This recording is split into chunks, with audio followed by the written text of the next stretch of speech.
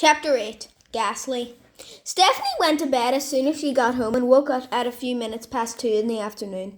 She padded to the bathroom and showered, her body aching as she stood under the spray. Her knees were scraped and cut from when she'd been dragged along the road. Her skin was mottled with deep bruises. Her neck was stiff. She turned off the water and stepped out of the shower, dried herself off and pulled on fresh jeans and a t-shirt. Barefoot, she took her old clothes downstairs and threw them in the washing machine, added the powder and turned it on. It was only after she'd had something to eat that she allowed herself to think about the previous night. Well, she said to herself, so that happened. She pulled on her shoes and went out, the sunshine warm on her face. At the end of her road, she passed the old pier and started towards Main Street. Normality. Kids playing football, riding bikes and laughing, dogs running about, tails wagging, neighbours talking to neighbours and the world being as she'd always thought it was. No living skeletons, no magic. No man trying to kill her. A crazy laugh escaped her lips when she reflected on how much her life had changed in the space of a day.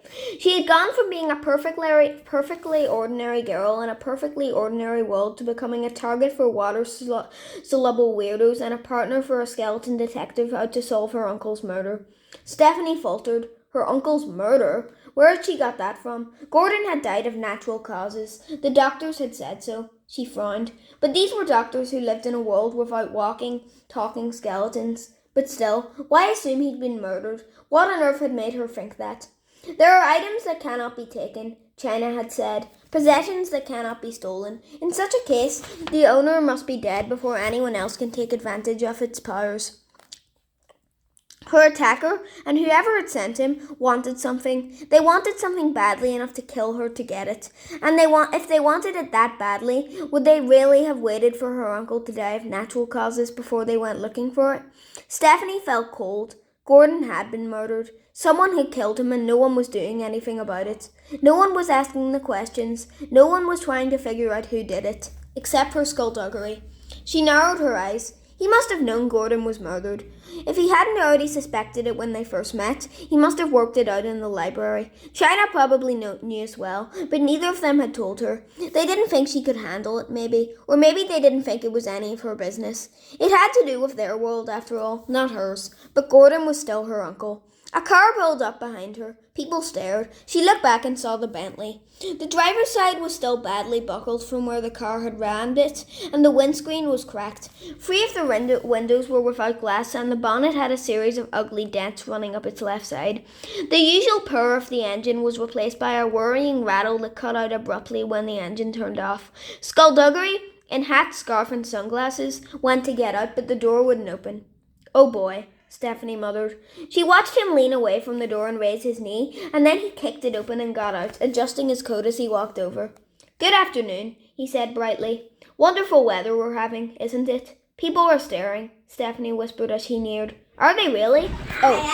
Oh, so they are. Good for them. So, are we ready to go? That depends, she answered, speaking softly and keeping a smile on her face. When were you going to tell me that my uncle was murdered? There was a slight hesitation. Ah, you worked that out then? Stephanie turned down a narrow lane between 2 buildings, moving away from the prying eyes of haggard gossip mongers. Skulduggery hesitated a moment, then caught up to her, walking fast. I had a very good reason for not telling you. I don't care.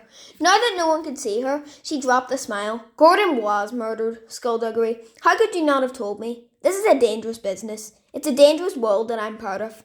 She stopped suddenly. Skulduggery kept walking, realized she wasn't beside him anymore and turned on his heel. She crossed her arms. If you don't think I can handle it, no, you've certainly proved yourself capable. She heard the tone of his voice change slightly.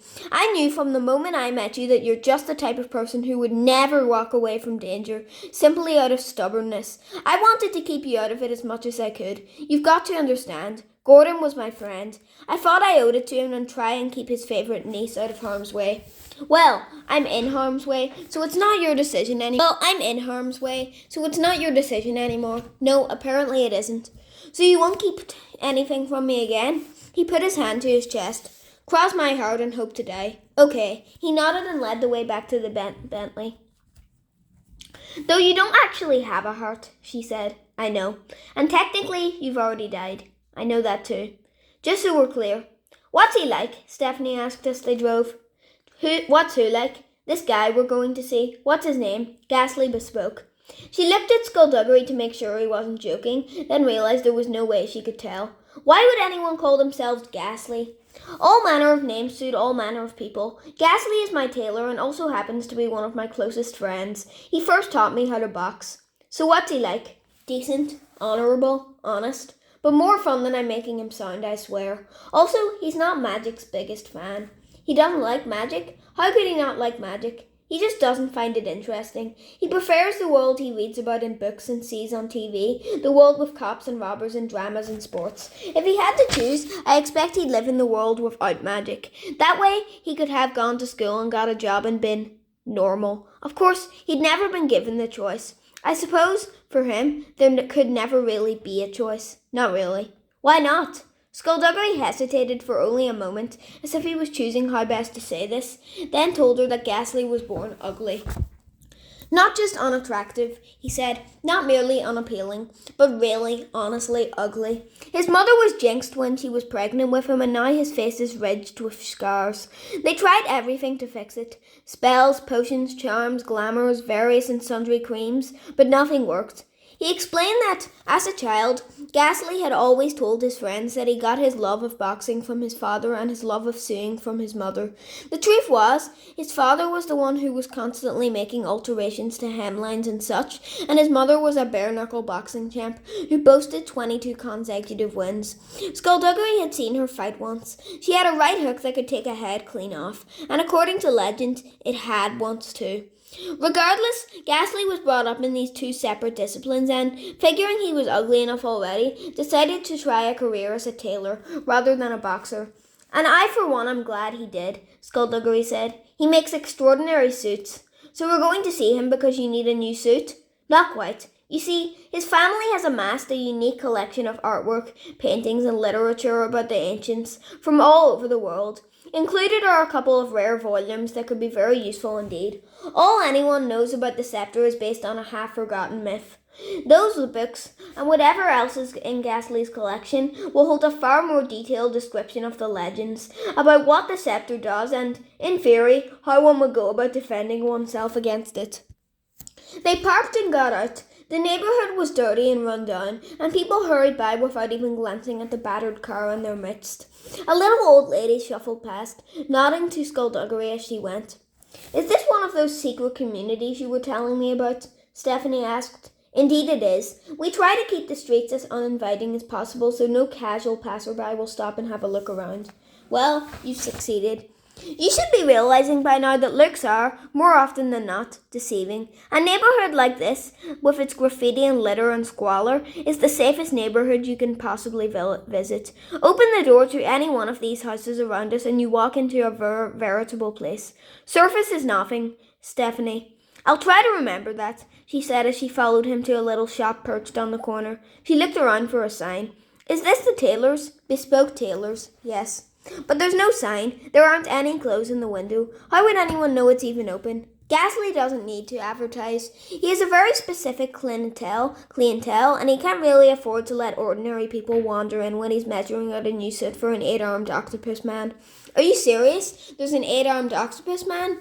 There's a whole colony of octopus people, Skulduggery said as they approached the door. Really? Good God, Stephanie, of course not. That would be far too silly. He walked on before she could even try to hit him.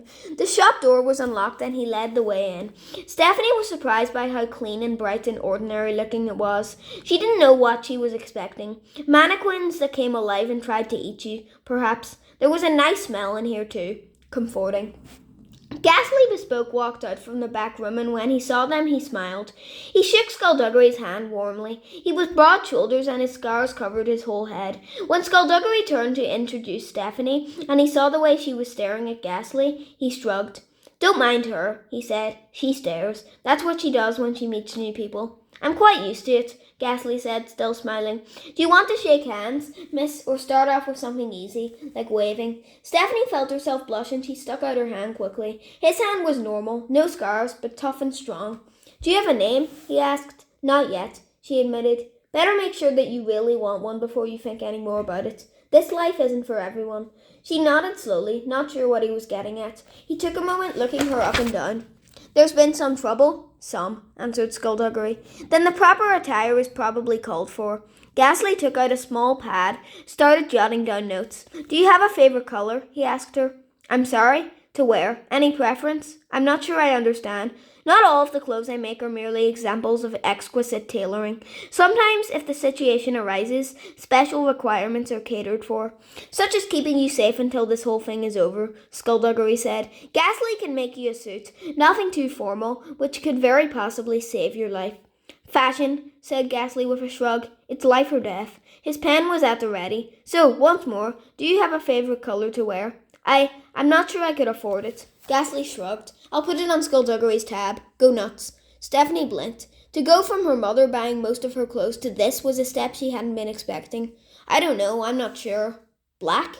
Ghastly nodded and scribbled in his notebook. Can't go wrong with black. He looked up at Skulduggery. Just let me lock up, he said. Then we can talk properly.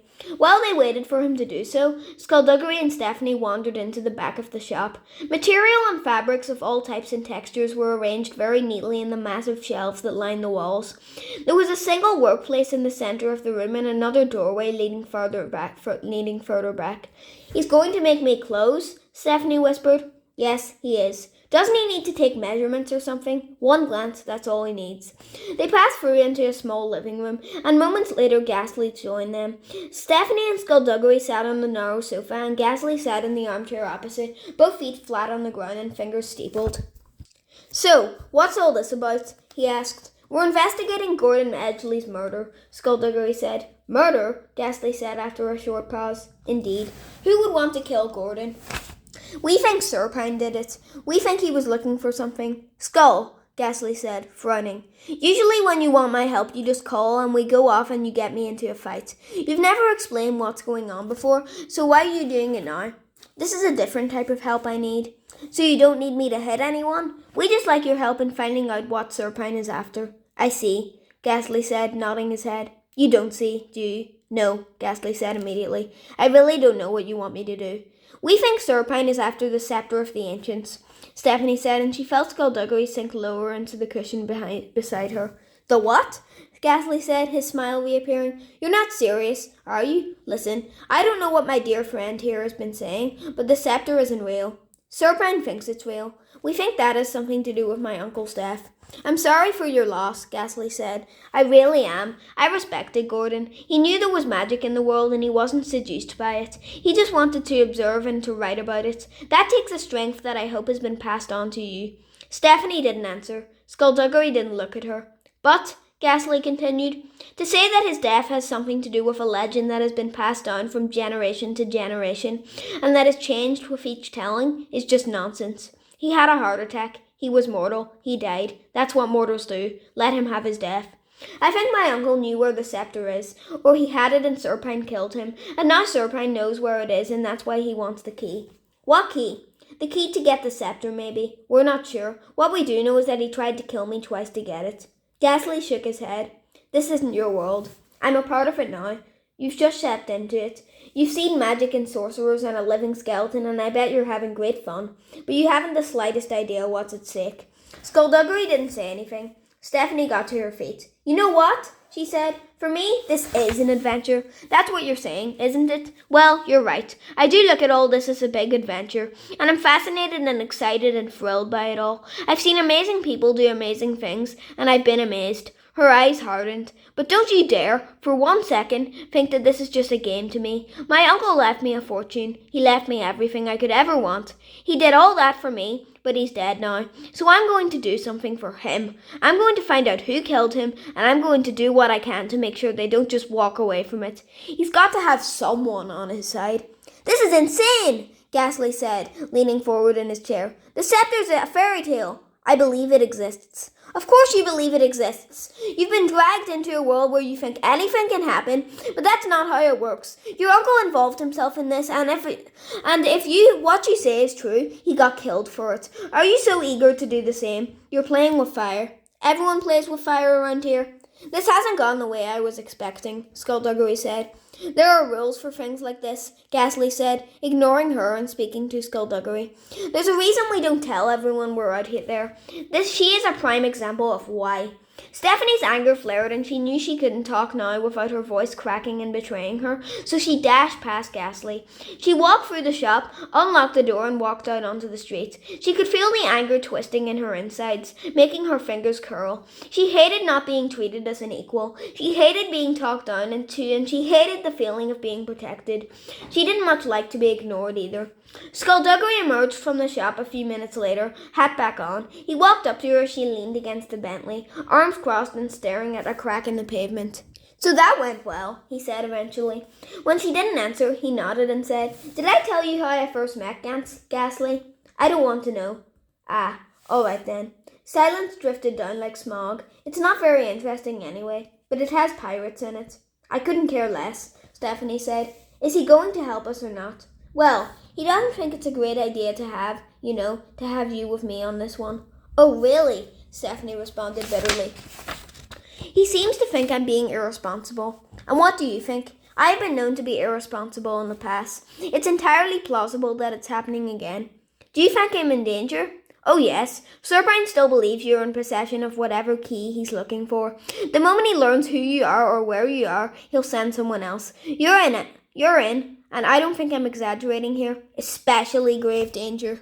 Then let's be absolutely clear on this, okay?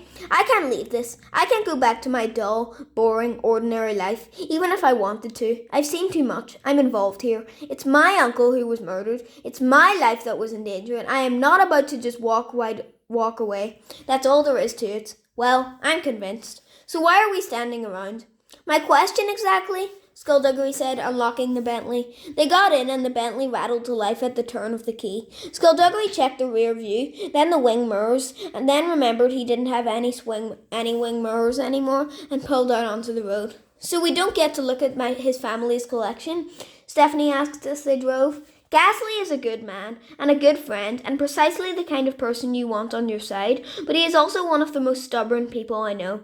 In 4 days, once he has had time to think, he will change his mind, and he will quite happily let us see what we need to see, but until then we don't have a hope. Wouldn't the books be in China's library too? Skulduggery made a noise halfway between a laugh and a grunt. China has been after those books for years, but they're locked away where she can't even reach them. You know where they are? In the vault. In a vault? So what? Not a vault. The vault. It's a series of chambers housed beneath the Dublin Municipal Art Gallery, very well protected, where they don't take kindly to trespassers. Stephanie took a moment, then spoke. Ghastly will change his mind in 4 days? That's how long it usually takes, yes. But we don't have 4 days, do we? No, we don't. So you know what we have to do, right? Unfortunately, yes. We need to look at that collection. Skulduggery looked at her. I knew you'd be good at this. The moment I saw you, I knew you had an instinct for this job. So we break into the vault? He nodded reluctantly. We break into the vault. The Dublin Municipal Art Gallery was situated in one of the more affluent parts of the city. A gleaming triumph of steel and glass, it stood alone and proud, its lush gardens keeping the other buildings at a respectable distance. Stephanie and Skulduggery parked across the road as part of what Skulduggery was calling a preliminary stakeout.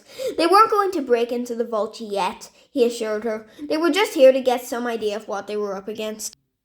They had just seen the gallery staff and a half-dozen security guards leave the building, their shift over for the day. 2 people, a man and a woman, dressed in blue overalls, passed them on the steps and entered the gallery, locking the doors behind them. Ah, Skulduggery said from beneath his scarf. We may have a problem. What problem? Stephanie asked. Them? Who are they? The night shift. 2 people, that's all. They're not exactly people. So who are they? It's not so much who as what. I swear, Skulduggery, you either give me a straight answer or I'm finding the biggest dog you've ever seen and I'm going to make him dig a hole and bury you in it. Oh, that's charming, that is, Skulduggery said, then made a sound like he was clearing his throat, though there was nothing to clear and no actual throat to clear it from. Did you notice the way they moved? Very, I don't know, gracefully. What about it? Are they dancers? The vault has ballerina security guards. They're vampires, Skulduggery said. The vault has vampire security guards. Stephanie made a show of poking her head out of the window and looking up at the sky. The sun's still out, Skulduggery. It's still bright. Doesn't matter to them. She frowned. Doesn't sunlight kill them? Doesn't it turn them to dust or make them burst into flames or something? Nope. Vampires tan, just like you and me. Well, just like you. I tend to bleach. So sunlight has no effect on them. It binds them. It dampens their powers. During the day, they are for all intents and purposes mortal, but when the sun goes down, their power flares up. I didn't know that. And the vault employs 2 of them as their night shift, the ultimate guard dogs. If sunlight doesn't hurt them, I don't suppose crosses will scare them off. The best way to stop a vampire is with a whole lot of bullets. And since we don't want to hurt anyone, this is what that problem I was telling you about. There must be a way to get by them. We could disguise ourselves as cleaning staff or something. No one works when vampires are around. Vampires don't make a distinction between allies and prey. They can't resist a bloodlust any more than a moth can resist a bright light. They're killers. The most efficient, deadly killers on the face of the planet. Scary. Yes, well, vampires are known for being cute. Well then, we're going to have to come up with something really, really clever. Skulduggery paused, then shrugged. I suppose I am good at that.